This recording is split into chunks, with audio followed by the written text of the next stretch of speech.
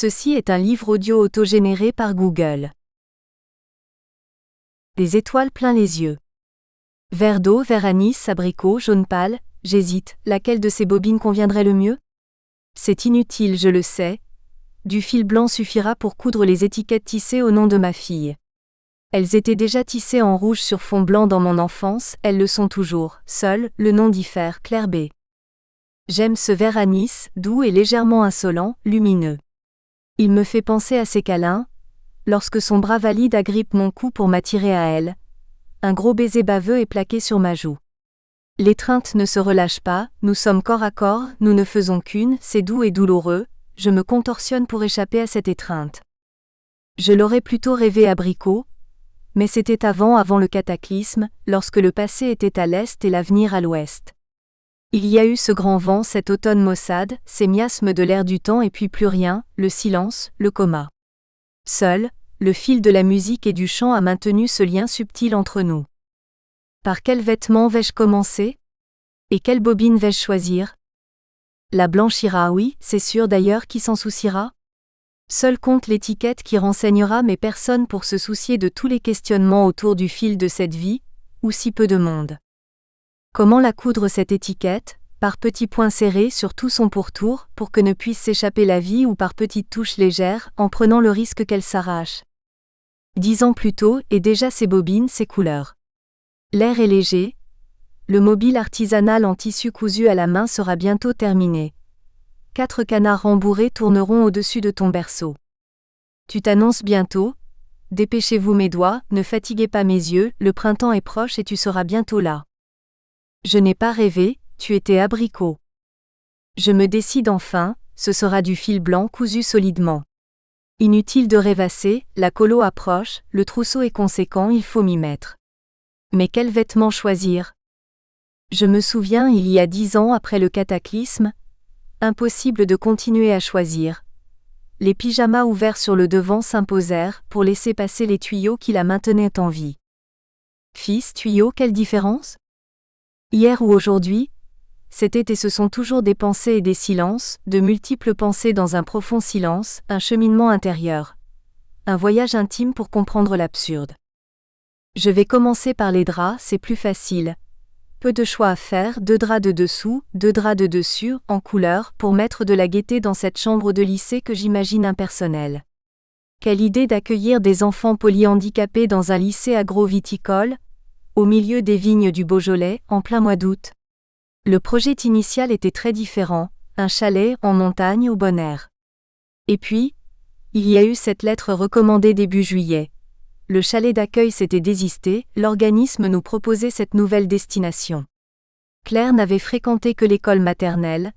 Voici qu'elle allait s'envoler dans l'échelle scolaire pour aller dormir dans un lycée. Nous n'avions guère le choix, même si notre avis était sollicité. Souffler est une question de survie pour nous, parents. Impossible de refuser, impossible de crier. Mais enfin, auriez-vous agi de la sorte avec des enfants valides? Nous regardons la carte, le village est traversé par la Nationale 6. Quelle déception pour nous qui vivons en ville déjà toute l'année. Mes doigts n'ont cessé de coudre, c'est terminé pour les draps. Je m'inquiète. Dormira-t-elle suffisamment si elle n'est pas seule dans une chambre? Ne va-t-elle pas rentrer épuisée de ce séjour? Pratique et colorée, c'est ainsi qu'il faut que je les choisisse, ces vêtements. Des vestes faciles à enfiler, pour éviter que les animateurs ne lui fassent mal en l'habillant. Oui, bien sûr, l'organisme nous a assuré qu'il embauchait des animateurs expérimentés ayant l'habitude des enfants polyhandicapés, mais 15 jours c'est long pour une enfant qui ne parle pas, ou si peu. Pourtant tout s'annonçait bien avant le cataclysme. À 7 mois, Claire était un bébé magnifique, elle saisissait à 2 mains ses jouets, assise et babillait gaiement. La maladie a laissé en elle un SAS sévère et exigeant, qui ne tolère le passage que de quelques mots compréhensibles, au prix d'énormes efforts. Certains mots plus audacieux sont sortis victorieux, et ont décidé d'ignorer cet obstacle. Papa et maman en font partie. Il y a tout de même une justice. D'autres mots plus effrontés se sont fait vertement raccompagner dans les méandres de sa mémoire. Ils n'ont vu le soleil qu'une seule fois.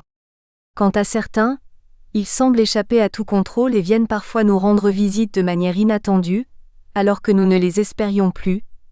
Ils semblent paresser entre soleil et obscurité, bien décidés à n'en faire qu'à leur tête. Le langage, minuscule pierre précieuse nichée au creux de la masse cervicale, joyau bien mystérieux. C'est son absence qui nous fait souffrir le plus violemment. Nous mettons des mots sur les émotions que notre enfant ne peut exprimer plutôt que le vide, le néant, l'angoisse. Dire pour toi, c'est te reconnaître en vie. Ne pas mettre de mots sur ce qui t'habite, c'est te nier. Et pourtant, la tentation est grande de cesser de penser pour elle, de parler pour elle. Penser qu'elle a froid et lui poser la question. Penser qu'elle est triste et le lui suggérer. Jusqu'à quand cette gymnastique de l'esprit ? Vite, mes bobines les plus jolies, les tons pastels, pour ne plus penser à cet avenir qui n'en finit plus. 10 ans, 20 ans, 30 ans, quelle différence ? 10 ans déjà, et l'envie de passer le relais. La course a été longue, je suis essoufflée. Pouvoir dire, ça y est, j'ai fait mon temps, c'est à vous maintenant. Instaurer un tour de rôle pour que ce ne soient pas toujours les mêmes qui soient confrontés au problème du handicap. Je vois des gens dans les rues, dans les parcs, certains courent, font du sport, se musclent. J'ai envie de leur dire, venez donc pousser le fauteuil de Claire sur les trottoirs de nos villes, vous entretiendrez utilement vos muscles, votre souffle. Colère muette, je passe, poussant ma fille la tête droite dignement. Et puis, que répliquer aux proches qui nous disent, heureusement qu'elle vous a, car vous avez l'habitude, vous savez comment vous y prendre. En langage courant, cela signifie, inutile de vous proposer de l'aide, nous sommes incapables de faire ce que vous faites, nous ne sommes pas faits pour ça. Moi non plus. Voilà pourquoi je couds ces étiquettes, pour ne pas avoir à faire pendant 15 jours ce que la vie m'impose, 15 jours que je n'ose même pas imaginer. Il y a eu les années où la famille prenait un peu le relais l'été, et puis peu à peu, plus rien. Chacun avait ses priorités, des voyages, des petits-enfants à s'occuper. Vous vous êtes renseigné pour les colos, ça existe.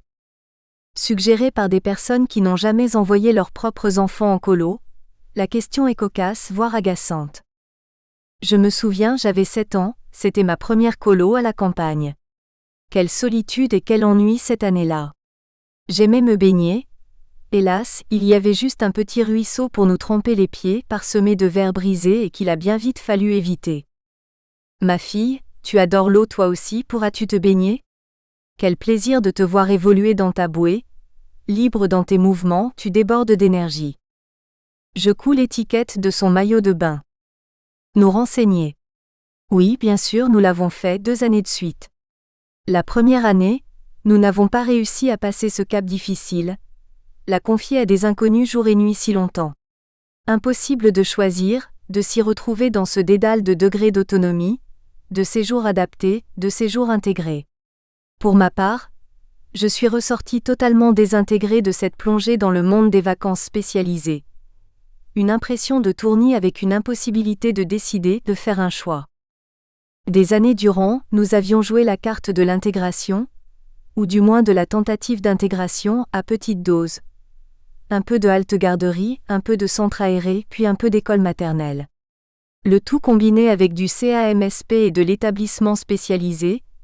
Le mélange est subtil, parfois détonnant, mais il a le mérite de nous faire garder un pied dans la vie normale et l'autre dans quoi au juste ? Un espace intemporel où le temps n'a plus la même durée, le temps est long, le temps s'étire, hier, aujourd'hui et demain diffèrent très peu, le temps glisse silencieusement. Accompagner une personne lourdement handicapée oblige à passer sans cesse du temps normal au temps lent. C'est une constante adaptation, une réadaptation des exigences qui sont fondamentalement différentes. Ce qui explique peut-être qu'il est si difficile, outre les réelles contingences matérielles, de conserver une activité professionnelle à part entière lorsque l'on est confronté à ce dilemme. Il faut réajuster sa vitesse de pensée et d'action. Je ressens comme un étirement de mes hémisphères cérébraux, puis un relâchement. Mon cerveau fait chewing-gum. Il nous a fallu une autre année pour en arriver à cette conclusion. C'est un séjour adapté, pensé pour des enfants polyhandicapés qui lui conviendrait. Inutile de rechercher de l'aide auprès de l'établissement qui l'accueille la journée.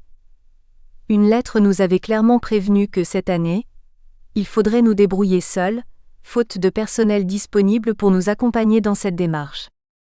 Alors, courageusement, me voilà partie au salon Loisirs, Tourisme et Handicap, une immersion dans le monde du loisir adapté. Mais adapté à qui au juste? J'ai beau faire le tour des stands, son polyhandicap ne nous laisse guère de choix. 2 organismes proposent un séjour adapté à ses difficultés. Le premier propose un séjour en banlieue lyonnaise, le second en montagne. Nous rêvons d'air pur pour notre enfant, nous choisissons donc le second. La suite, vous la connaissez déjà. Trop de colère et trop d'angoisse. Nous espérons que vous avez apprécié cet aperçu. Pour continuer à écouter ce livre audio sur Google Play Livres, utilisez le lien dans la description de la vidéo.